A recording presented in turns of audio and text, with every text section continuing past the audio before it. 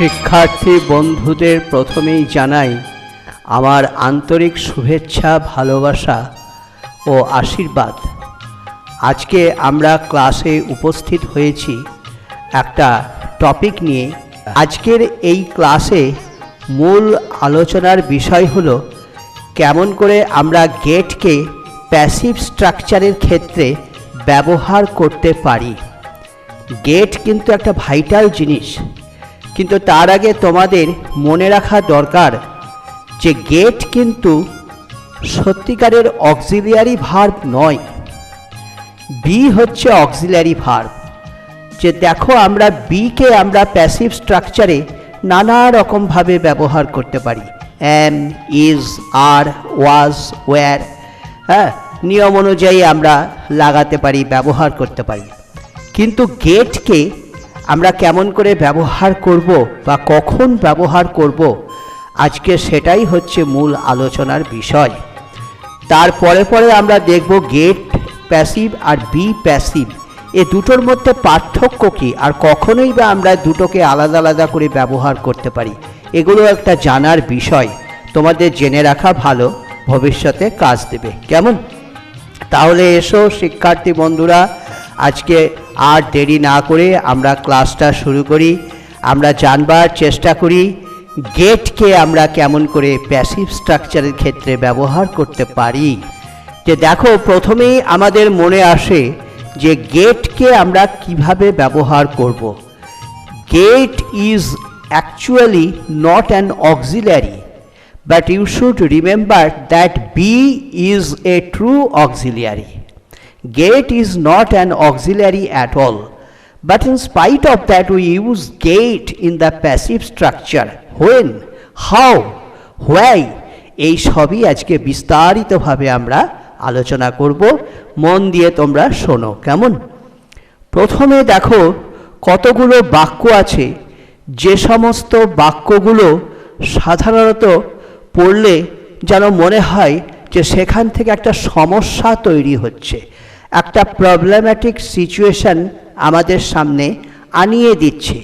আবার কোনো কোনো অ্যাক্টিভিটি আছে যেগুলো আমাদের বিয়ন্ড আওয়ার এক্সপেকটেশন, আমাদের আশারই বাইরে, আমরা কল্পনাই করতে পারি না।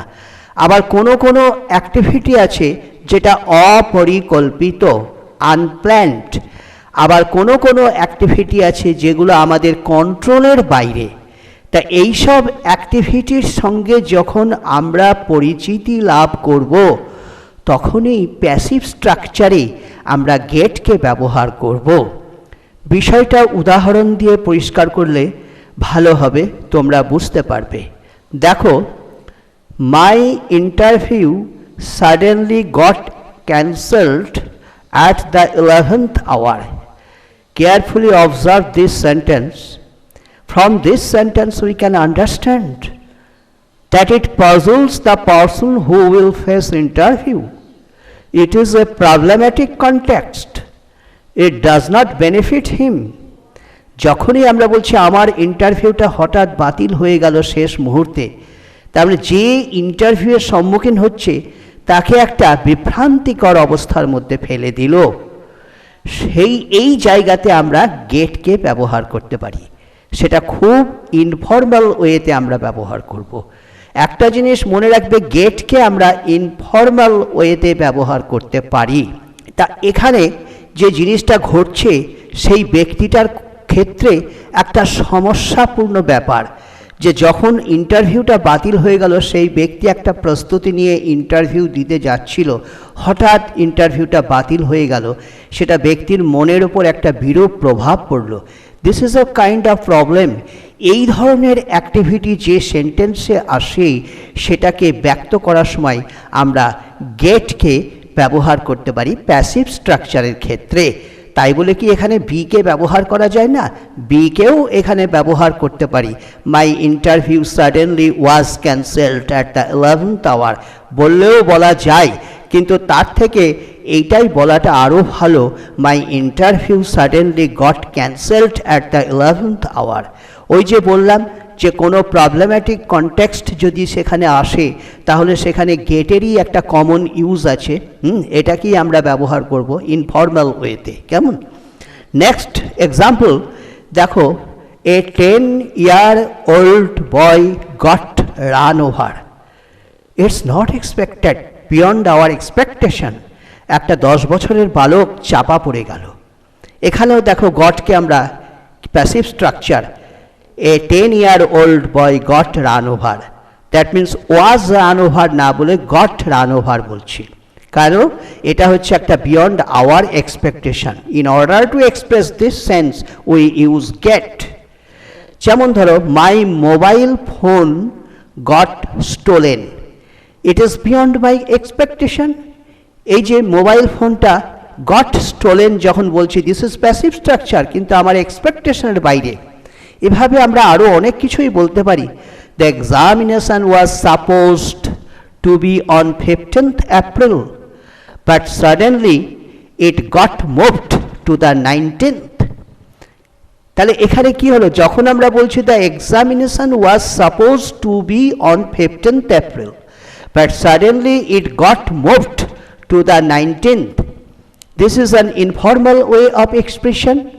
আমরা গেটকে প্যাসিভ স্ট্রাকচারের ক্ষেত্রে এখানে ব্যবহার করলাম। The candidates mentally is going to B spoiled, isn't it? The existing flow in the case of study is interrupted. যখন সেই ক্যান্ডিডেটটা শুনছে যে 15th April না হয়ে এটা এগিয়ে গিয়েছে 18ই এপ্রিল হবে বা 19শে এপ্রিল হবে, এইটা যেন বা 1 মাস পিছিয়ে গেলে পরের মাসে 19 তারিখে হবে, এইটা তার মনের ওপর একটা বিরূপ প্রভাবও পড়বে। এটা একটা প্রবলেম্যাটিক ম্যাটার। এই ধরনের অ্যাক্টিভিটি যে সেন্টেন্সে আসে প্যাসিভ স্ট্রাকচারে আমরা গেটকে ব্যবহার করে বলতে পারি। আবার বলতে পারি, the glass suddenly fell down and it got broken into pieces. মানে how informally it is expressed, এটা কিভাবে একটা প্রথাবিহীনভাবে নিয়মকানুন না মেনে এক্সপ্রেসড হচ্ছে।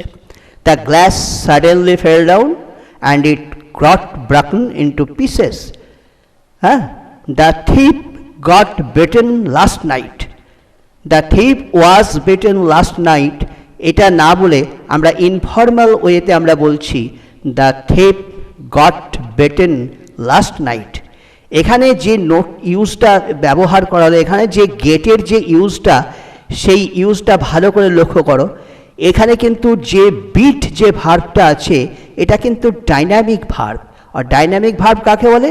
যে ভার্বটা অ্যাকশান অ্যাক্টিভিটিকে এক্সপ্রেস করে, মনের অবস্থাকে নয়, অ্যাক্টিভিটিকে এক্সপ্রেস করে, সেই ভার্বটাকেই বলে ডাইনামিক ভার্ব। আর গেট বিশেষত এই ডাইনামিক ভার্বের আগেই বসে।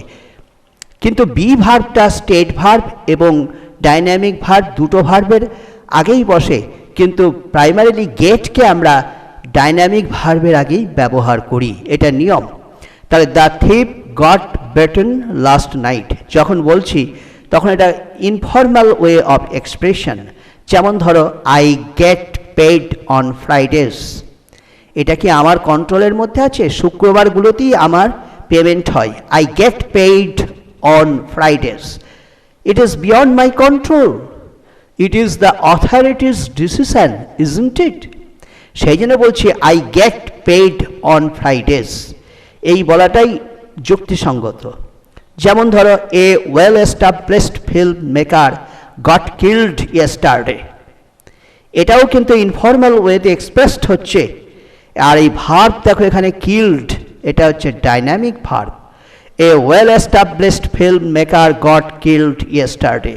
হ্যাঁ, কিল্ড এখানে ডাইনামিক ভার্ব, আর যেটা ডাইনামিক ভার্বের আগে আমরা নর্মালি গেটকে ব্যবহার করি। কেমন? কখনো কখনো আমরা এই গেটকে যে এমন অ্যাক্টিভিটি বেসড সেন্টেন্সে ব্যবহার করি যে সেন্টেন্সের মধ্য দিয়ে একটা কি হয়, আমাদের মনের মধ্যে একটা পজিটিভ এফেক্ট পড়ে বা একটা পজিটিভ একটা ধারণা আমাদেরকে দেয়। যেমন আমরা উদাহরণ দিয়ে বলছি, the man as we expected finally goat elected as the president. This is A positive news, isn't it? The man, as we expected, finally got elected as the president. যেমনটা আমরা আশা করেছিলাম সেই লোকটা শেষ পর্যন্ত সভাপতি হিসেবে নির্বাচিত হয়ে গেল। এটা একটা পজিটিভ নিউজ। এইভাবে আমরা আরও বলতে পারি, one of my friends got promoted to the next higher class. This is also a positive news. আরও বলতে পারি, the patient who got admitted to the hospital finally got cured. This is a good news. Patient party যারা এসছে তারা শুনলে এটা একটা ভালো প্রভাব পড়বে মনের মধ্যে। The patient who got admitted to the hospital finally got cured. Got admitted, got cured, কীভাবে আমরা প্যাসিভ স্ট্রাকচারে গেটকে ব্যবহার করলাম। যেমন ধরো, deep rooted corruption ultimately got removed. This is also a good news. যেমন ধরো, I am always getting invited to the parties. The Gita got translated into English by Edwin Arnold. It is also a good news for English countrymen, isn't it? এই যে যখন আমরা বলছি the Gita got translated into English by Edwin Arnold, এটা একটা good news. এই রকম good news যখন এক্সপ্রেসড হচ্ছে তখন প্যাসিভ স্ট্রাকচারটা গেট দিয়ে ব্যবহৃত হয় নর্মালি। গেট যখন রিফ্লেক্সিভ প্রোনাউনের সঙ্গে ব্যবহৃত হয় তখন সেটা নির্দেশ করে কি, যে যে অ্যাকশানটা ঘটছে তার জন্য কর্তা নিজেই দায়ী, নিজেই তার সেই অ্যাকশানের পেছনে কর্তার ইনভলভমেন্ট রয়েছে। যেমন ধরো উদাহরণ, he got himself killed. Here himself is a reflexive pronoun which is preceded by got, and it indicates that the subject or doer is totally responsible for the activity, isn't it? A snail gets itself stuck to the fruit. এখানে snail is responsible for the close attachment to the fruit. যখনই ওই সব ফলের সঙ্গে তার যে একটা দীর্ঘ সংযুক্তি, গভীর যে একটা সংযুক্তি, এর জন্য স্নেল নিজেই দায়ী। Somehow the key got itself jammed in the door. Here the blame is put on the key, isn't it? কোনো রকমের চাবিটা আটকে গিয়েছিল সেই দরজায়, তাহলে চাবিটা নিজেই, চাবিটাকেই দোষ দেওয়া হচ্ছে। Here the blame is put on the key. যেমন the woman got herself locked out. Herself is a reflexive pronoun which is preceded by got. The woman is totally responsible for this situation. তাই বলছি, the woman got herself locked out. আর গেটকে আমরা কোন কোন জায়গাতে ব্যবহার করতে পারি না, যেমন ধরো উদাহরণটা লক্ষ্য করো, হি ওয়াজ ক্রাউন্ড ইন দ্যাট ইয়ার। এখানে যদি ওয়াজ না বলে যদি গট বলি, he got crowned in that year, it sounds odd. এটা একটা প্ল্যান্ড অ্যাক্টিভিটি। এই প্ল্যান্ড অ্যাক্টিভিটিকে এক্সপ্রেস করানোর জন্যে আমরা গেটকে ব্যবহার করি না, তখন আমরা বিটাকে নিয়ে আসি, বি ভার্বটাকে নিয়ে আসি। কিন্তু বিয়ের এইরকম সীমিত ব্যবহার নয়, বিকে আমরা সমস্ত রকম পরিস্থিতিতে, সমস্ত ধরনের অ্যাক্টিভিটি বেসড সেন্টেন্সগুলোতে আমরা ব্যবহার করতে পারি বিকে, কিন্তু গেটকে অতটা ব্যাপকভাবে আমরা ব্যবহার করতে পারি না।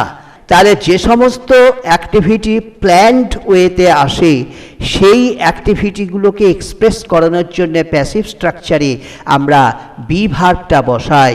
The night school was built in 1977 for adult education, but not got built.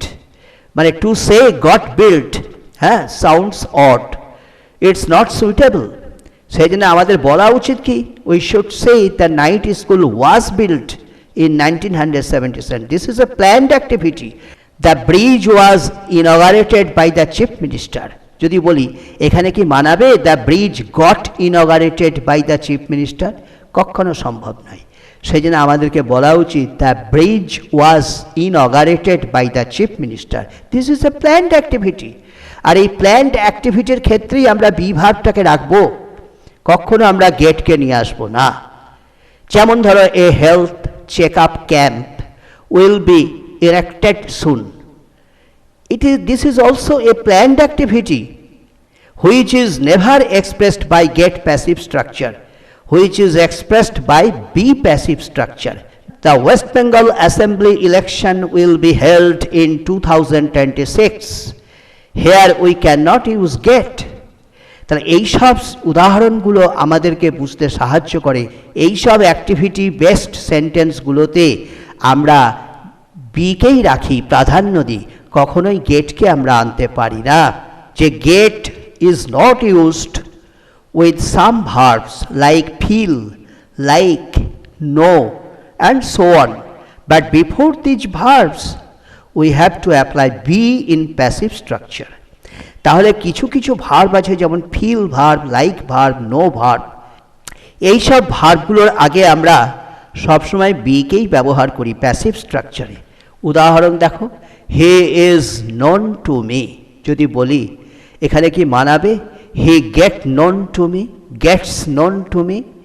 কখনোই সম্ভব না। We can not say gets known, we should say he is known to me. আবার দেখো, sweets are liked by us, এখানে be অক্সিলারিটাই possible, sweets are liked by us but not get liked. The pen was felt by him but not got felt. He is disliked by her but not gets disliked. It was kept in the museum, এটাকে মিউজিয়ামে রাখা হয়েছিল, but we cannot say got kept, তাই না? A simple life was lived by him, যদি বলি was lived, passive structure, কিন্তু got lived is never possible.